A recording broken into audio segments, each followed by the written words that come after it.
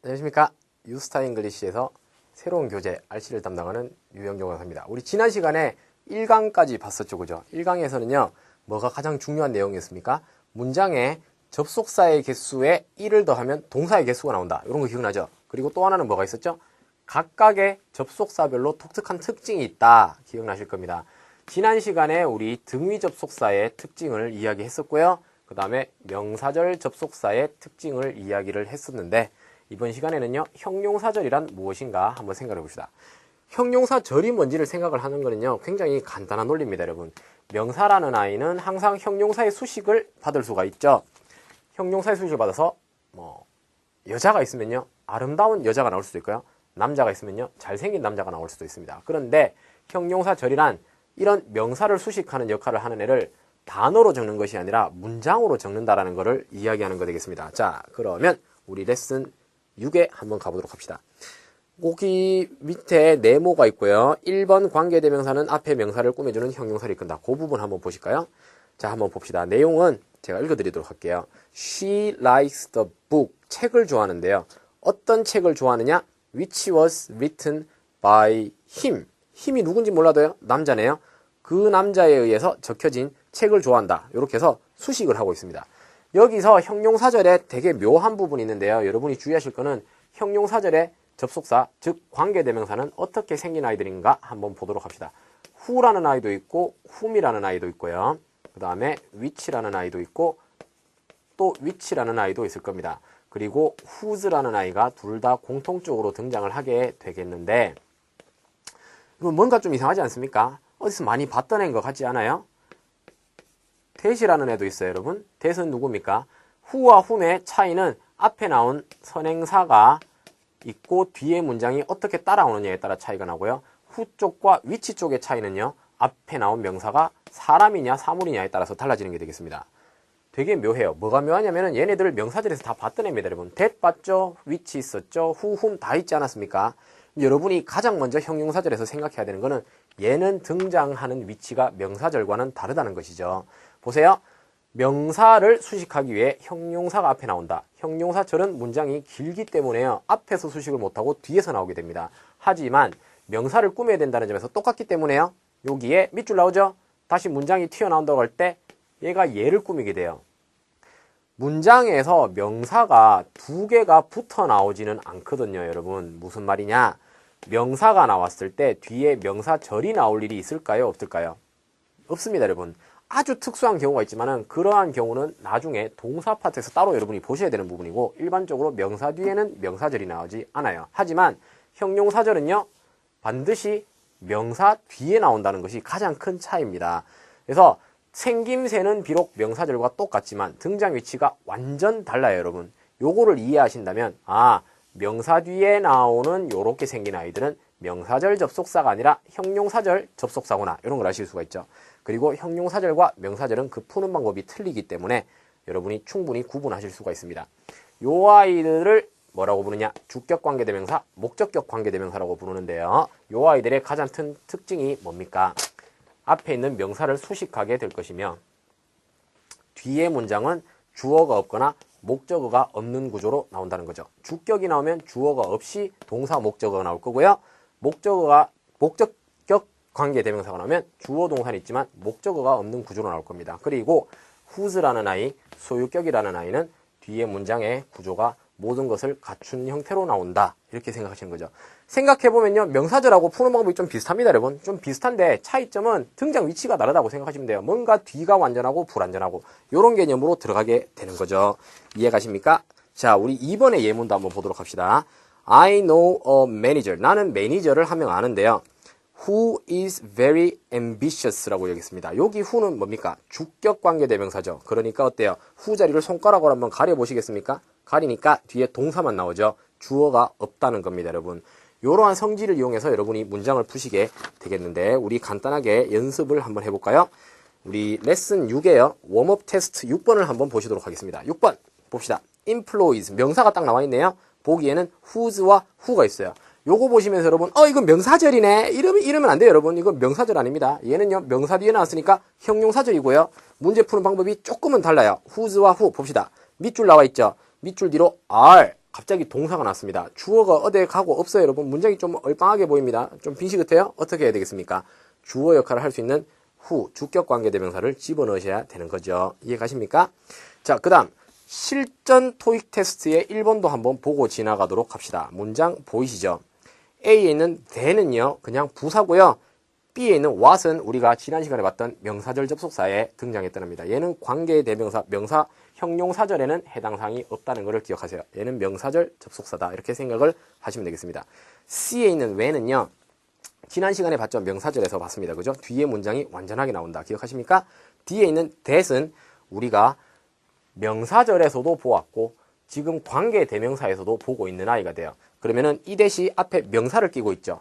얘라고 생각하겠어요? 얘라고 생각하겠어요?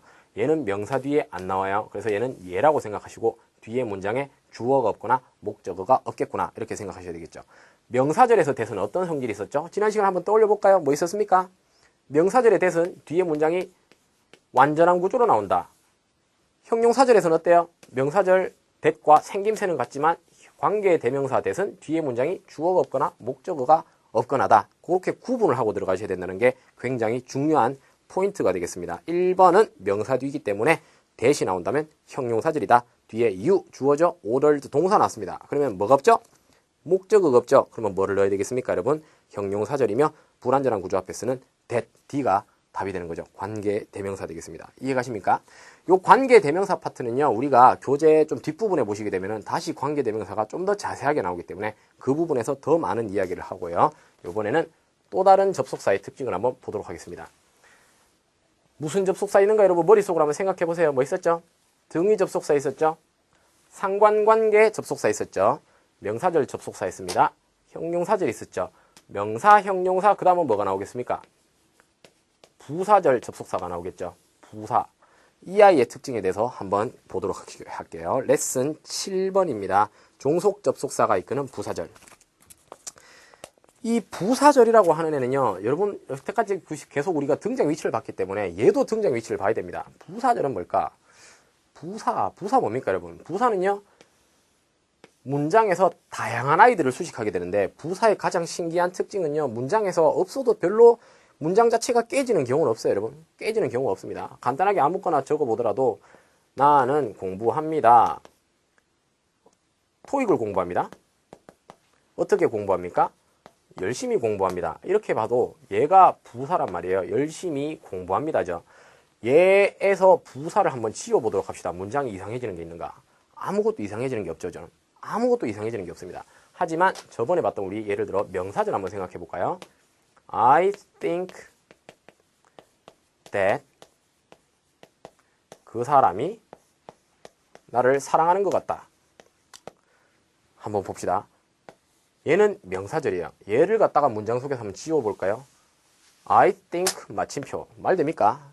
뭔가 지금 문제가 있는 겁니다. 말이 안 되는 거죠. 그래서 얘는 명사절은 문장에서 없어지면 안 되지만 부사절은 부사절이라서 부사가 없어지듯 문장 속에서도 부사절 또한 없어질 수가 있는 겁니다. 자, 부사절 한번 아무거나 적어볼까요? Because 나는 토익을 공부합니다. 왜냐하면은 나는 900점을 원하기 때문에. 자, 900점을 원하니까 나는 공부를 합니다. 얘가 부사절 접속사, 얘가 문장. 부사가 나왔던 자리에 똑같이 들어가고 있다는 거 이해가십니까, 여러분? 그래서 얘는 문장에서 어떻다? 사라져도 나는 토익을 공부한다가 완벽하게 형성이 되는 거죠. 됐습니까? 자, 그러면 부사절 접속사가 나오는 자리를 한번 보고 지나가야 되겠죠. 봅시다. 첫 번째는 주어 동사 목적어가 나옵니다. 그 다음에 할 얘기 다 하고 나서 뒤에 다시 문장이 붙습니다. 두 번째는요, 얘가 먼저 나옵니다. 부사절이. 그리고 콤마를 찍고요. 다시 주어 동사 목적어가 들어가야 됩니다. 여러분, 저번에 우리 명사절을 할 때 1강에서 말입니다. 명사절을 할 때 문장 맨 앞에 명사절 접속사 주어 동사 들어가고 갑자기 동사 나왔던 거 기억합니까? 기억나시죠? 얘는요, 부사절은요, 걔랑 좀 달라요. 부사절 접속사가 문장 맨 앞에 나오게 되면은 명사절과는 달리 중간에 쉼표가 하나 나옴으로써 두 개의 문장을 딱 단절시켜주는 요런 특징이 있어요. 그래서 여러분이 문장 맨 앞에 밑줄이 있으며 콤마가 나오고 다시 문장이 시작되는구나, 주어 동사가 시작되는구나 하는 것이 보인다면은 여러분은 이 자리는 명사절이 아니라 부사절이다. 이렇게 이해를 하실 수가 있겠습니다. 아시겠죠? 자, 그 다음에 세 번째, 간혹 가다가 보면요, 주어 동사 사이에 이렇게 끼어서 나오는 경우도 있으니까 이런 것도 참고로 알아두시고 주로 시험에서는 요 1번, 2번이 가장 많이 나오는 아이가 되겠습니다. 자, 그럼 부사절에서 여러분이 이런 자리를 이해하셨다면 가장 중요한 게 뭔가 한번 보도록 합시다. 우리 계속해서 레슨 7에 맨 위쪽 1번 부사절의 위치는 주절 앞과 뒤에 모두 올 수 있다라는 예문을 한번 적어놓고 생각을 해볼까요? 봅시다. 모든 사람들이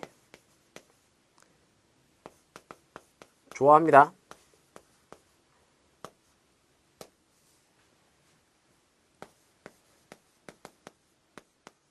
그분이 친절하세요. 토익에서 부사절이 시험에 나오는 유형은요, 이런 식으로 들어가게 되는데 A에는 because가 적혀 있게 되고요, B에는 because of가 있을 수가 있습니다. 여러분,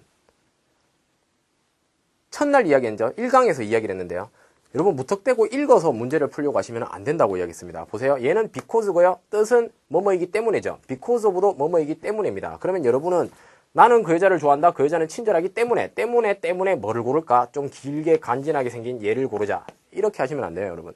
얘는요, 전치사고요, 얘는 접속사입니다. 역시 동사가 두 개가 있기 때문에 얘를 답으로 골라줘야 되는데 얘가 머릿속을 복잡하게 만들죠. 이게 무엇을 의미하느냐? 많은 부사절 접속사들은 전치사로서 의미가 비슷한 애들이 존재한다는 것을 반드시 기억을 하셔야 됩니다. 우리 레슨 7에 보시면요, 시험엔 이렇게 나온다. 유스타 토익 찾으셨습니까? 동일한 의미의 전치사와 접속사를 구분하라. 이런 부분 나올 겁니다. 의미가 비슷해요. 양보, 이유, 원인, 예외, 시간 이렇게 적혀 있습니다. 하지만 전치사의 형태와 접속사의 형태가 명확히 갈라진다는 거죠. 우리 웜업 테스트에서 한번 보도록 합시다. 1번 볼까요? 1번 보시게 되면은 A에는 although, 뜻은 뭐죠? 뭐뭐임에도 불구하고 이렇게들 여러분 해석을 하십니다. 그 다음 despite는요, 뭐뭐에도 불구하고 의미가 똑같아요. 하지만 밑줄부터 콤마까지 한번 찾아봅니다. 문장 맨 앞에 밑줄이 나오니까 콤마가 나왔죠. 중간에 문장입니까? 문장이 아닙니까? 문장이 나와 있어요. 동사가 하나 있죠. 콤마 뒤편으로 어때요? 다시 동사가 나오지 않았습니까? 그 말 뜻은 접속사가 필요하지 전치사가 필요한 건 아니다. 뜻은 같지만 품사로 골라서 넣어라. 답은 올도가 되는 거죠. 이해가십니까? 자, 그 다음에 4번도 한번 볼까요? because of라는 애가 A에 있죠. 얘는요, 아까 보셨다시피 전치사입니다. 그 다음에 있는 now대에서 뭡니까? 얘는요, 부사절 접속사로서 because와 하는 역할이 비슷해요. 그러면은 원인을 나타낸다. 밑줄이 나오죠? 콤마까지 봅시다. 문장이죠. 그러면은 because of 전치사 날리고요, 접속사인 now 대시 들어가야 되겠죠. 이해가십니까? 이것이 무엇을 의미하느냐? 왜 because가 아까 원인이라 해놓고 now 대 또 원인이냐? 부사절은 딴 거 다 떠나서요, 여러분이 반드시 기억하셔야 되는 거는 굉장히 의미가 다양하게 존재한다는 겁니다. 그래서 얘는 실제로 보면요, 그냥 어휘 문제라고 생각을 하실 수가 있어요. 어휘 문제입니다. 이해가세요? 봅시다. 접속사의 특징으로 잠깐만 돌아가 봅시다. 접속사의 특징은 각각의 등장 위치를 따져야 된다는 것이며, 접속사별로 뒤에 문장이 완전하게 나오는 애도 있고 불완전하게 나오는 애도 있고, 이런 것들이 특징이 됩니다. 부사절은요, 문장이 완전하겠습니까? 불완전하겠습니까? 부사절 접속사라는 아이들이 등장하면요, 뒤에 문장은 항상 완전한 구조로 등장하게 됩니다. 그래서 명사절과 형용사절에서는 문장이 완전 불완전을 따졌지만 부사절에서는 그런 거를 따질 수가 없어요, 여러분. 완전한 문장이 나오기 때문에. 이해가십니까? 그 대신 얘는 뭐를 따지게 됩니까? 얘는요, 드디어 등장을 합니다. 3번이죠. 뜻과 문장의 논리적 연결이 굉장히 중요한 부분이 됩니다. 아시겠어요? 부사절 접속사의 개수가 몇 개일까요? 너무 많아요, 여러분. 너무 많아서 단순하게 접근할 수가 없습니다. 암기를 하셔서 기억을 하시고 완벽하게 논리적인 문장을 정답으로 고르시기 바랍니다. 아시겠죠? 하지만 이 아이들도 뭔가 구조상의 특징이 보이는 아이들이 있긴 있으니까 지금부터 간단하게 이야기를 해봅시다. 해석이 기반이 되지만 구조에 의해서도 뭔가 조금씩 달라지는 애들은 있긴 있습니다. 구조라기보다는 뒤에 따라놓은 문장에 생김새가 좀 정해지는 게 있는데, 레슨 8번을 한번 가봅시다. 시간 부사절을 이끄는 접속사. 시간. 거기 보시게 되면요, 위에 1번 시간 부사절의 시제라고 적힌 부분이 있는데, 시간 부사절이란 굉장히 다양하게 존재합니다. when부터 해서요. as soon as 위에 있는 어휘들 암기하시고요. 이 아이들을 다 시간절이라고 부르는데 얘네들은 특징이 있어요, 여러분. 문장이 두 개가 나오게 될 때 이 부분을 주절이라고 부르고 이 부분을 부사절이라고 부른다고 할 때 혹은 종속절이라고 부르기도 하는데요. 얘네들은 두 개의 동사가 서로 시제에 영향을 주고 있다는 게 특징입니다, 여러분. 예를 들어 when은요. 주어가 동사 할 때라고 해석이 돼요. 얘도 주어가 동사 한답니다. 그러면 이거 할 때 이거 하니까 두 개가 어때요? 같은 시점에 일어나야 되는 거죠. 따로 일어날 수 있는 애는 아니란 말입니다. 즉 여기가 과거 시제가 나오면 when이 나왔을 때 여기도 과거 시제가 나와야 된다는 이런 특징이 있다는 거죠. 그래서 시제를 맞추어 주는 것이 시간 접속사의 좀 성질이 되는데요. 이런 거 한번 생각해 봅시다. 과거가 나오면 과거가 나왔다. 여기에 현재 시제가 나오면 어떻게 될까요? 얘는요. 뒤에 있는 주절에는 두 가지 종류가 나올 수가 있습니다, 여러분. 미래도 나올 수가 있고요. 현재도 나올 수가 있어요. 좀 이상합니다, 쌤. 뭐가? 여기 현재 나왔으면 여기 현재 나오는 걸 알겠는데 여기 현재 나왔는데 미래가 나오는 건 뭡니까? 그게 뭐를 의미하느냐? 시간절에서는 현재 시제가 미래의 역할까지 다 한다는 이야기를 하는 거죠. 이해가십니까? 이렇게 시간 접속사는요. 시제가 영향을 주고받기 때문에 레슨 8 부분을 여러분이 굉장히 꼼꼼하게 읽어서 이런 접속사가 나오면 이런 시제가 연결된다. 이런 것들을 다 이해를 하셔야 되겠습니다. 자, 그러면 그 다음 레슨 9를 잠깐만 봅시다. 레슨 9는요. 조건 양보절인데 이 부분에선 무엇을 어떤 거를 준비를 해야 될까 여러분이.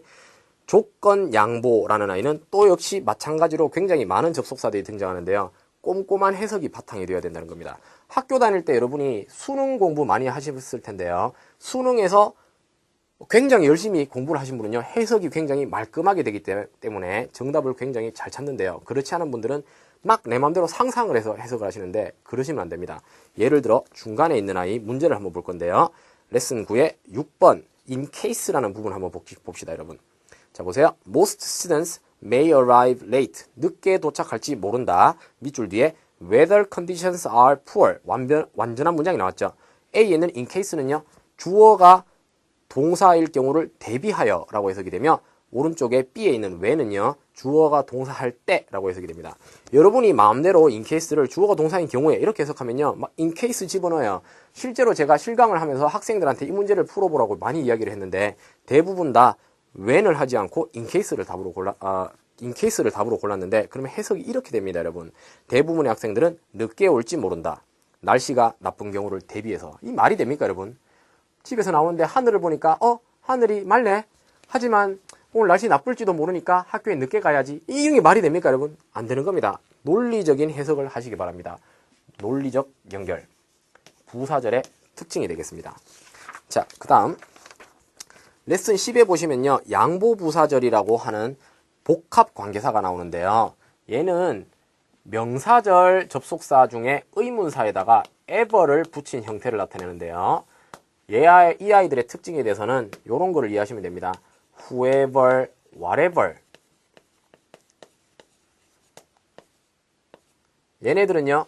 문장 속에 나올 때 명사절로도 쓸 수가 있으며 부사절로도 쓸 수가 있는 아이들이다. 이렇게 이해하시면 되고요.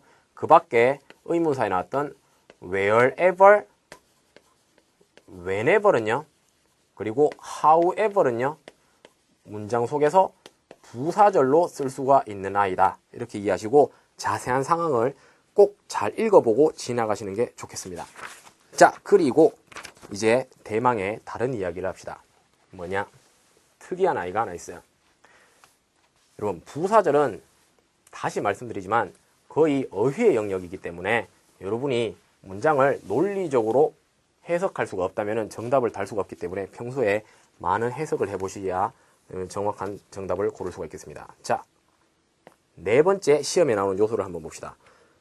우리 저번에 등위 접속사 할 때 이런 거 기억나죠? 주어 동사 있고 and 있고 주어 동사가 있을 때 여기 주어와 여기 주어가 같으면 얘를 버려버릴 수가 있다. 그리고 나머지를 남겨두면 된다. 같은 애들은 계속 지우면 된다. 기억나십니까?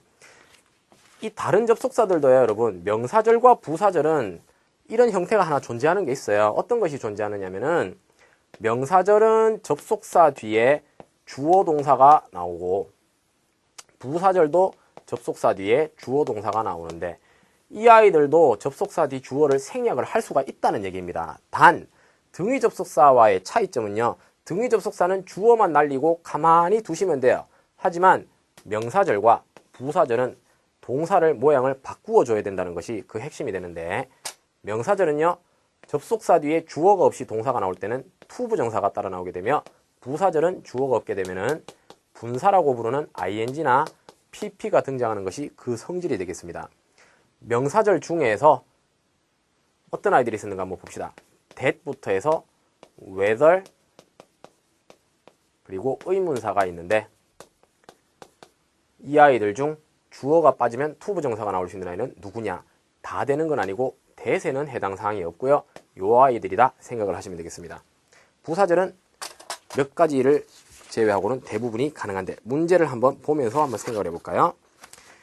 자, 레슨 11의 웜업 테스트 1번 한번 봅시다. 1번을 보시게 되면은 A에 있는 whether는 명사절 접속사 있죠?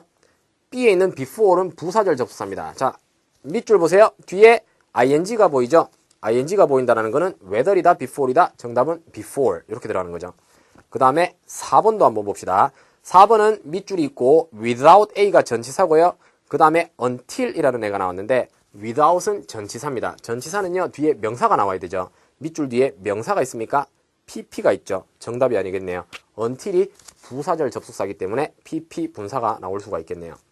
또 다른 문제도 한번 볼까요? 위로 거슬러 올라가 봅시다, 여러분. 3번 한번 보세요. A, while 알아보시겠습니까? 부사절 접속사입니다. B의 whether 명사절 접속사죠. 밑줄 뒤 보세요. 투부정사 나와 있는 거 보입니까? 투부정사 앞은 뭐다? 명사절이다. whether 이렇게 들어가면 되겠습니다. 이런 식으로 푸시게 되는 것이 주어가 생략된 형태의 접속사의 성질이 되겠고, 반드시 구분을 지어 주셔야 되겠죠. 명사절은 투부정사, 부사절은 ing나 pp. 주어가 있으면 어떻게 된다? 주어가 있으면 완전한 구조의 문장이 따라 나오거나 완전 불완전이 된다. 자, 마지막 레슨 12 접속 부사와 접속사 부분은요. 우리가 이야기하면서 많이 이야기했습니다. 접속 부사는요. 접속사다? 아니다? 아니었죠. 접속 부사는 접속사가 아닙니다. 부사였어요. 그렇다면 어떤 성질이 있다? 문장을 이어줄 수가 없다라는 것이 특징이었고, 얘는 등장하기 위해서는 이런 구조가 필요합니다. 주어, 동사, 목적어, 마침표. 다시 주어, 동사, 목적어. 마침표는 왜 찍었습니까? 얘가 접속의 기능이 없기 때문이고요. 두 개의 문장이 단절되어 있다면 여기에 들어갈 수 있는 게 접속 부사들이 되고, 그러면은 무슨 생각이 듭니까, 여러분? 파트 5는요, 뭘 했어요? 한 문장으로만 이루어진다라고 했는데 얘는 두 문장이 되죠. 그래서 파트 5보다는 어디에 나올 가능성이 높으냐? 파트 6에 나올 가능성이 높은 것이 접속 부사의 성질이 되겠고요. 이렇게 등장을 하는 아이라는 걸 기억하시기 바랍니다. 파트 5에 등장하는 방법이 있긴 있는데, 세미콜론이라는 애를 찍게 될 경우, 이 세미콜론이 마침표를 가지고 있어요. 그래서 얘가 의미가 없는 접속사가 됩니다. 그러면 이런 자리에는 접속 부사를 넣어도 된다. 의미를 연결하기 위하여. 아시겠습니까?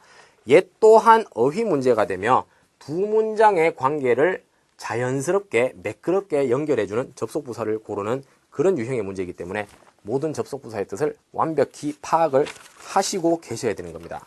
아시겠습니까? 자, 접속사의 성질을 한번 봤는데요. 접속사의 특징이 있었고, 위치별, 그 다음에 문장의 구조, 그 다음에 뜻과 문장의 논리적 연결이 중요한 부사절 접속사도 있었고요. 주어가 생략된 형태의 투부정사나 ing, pp의 분사라는 부분이 존재한다는 거 절대 잊지 마시고, 오늘 2강은 여기에서 마치도록 하겠습니다. 다음 3강에서 뵙도록 하겠습니다. 수고하셨습니다.